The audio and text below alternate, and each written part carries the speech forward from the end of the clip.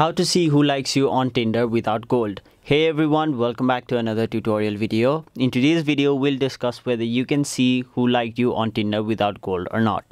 So, without any further delay, let us begin. So first of all, open your Tinder app and then make sure you are logged into your Tinder account on your mobile device. Now once you're logged in, your homepage will look somewhat like this, where you'll have to first of all tap on the middle option on the bottom side of the screen, which looks like a little diamond icon.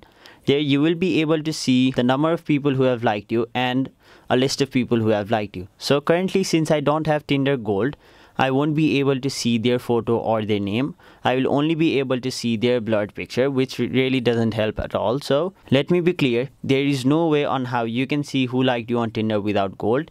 You must have a gold in order to see who liked you on Tinder. So to do that, simply tap on the option see who liked you, and then it will take you to this page where you will be able to simply tap on the option continue and then add a payment method. And then once you subscribe to Tinder Gold, you will be able to see their photo and their name, and you will also be able to chat with them on Tinder.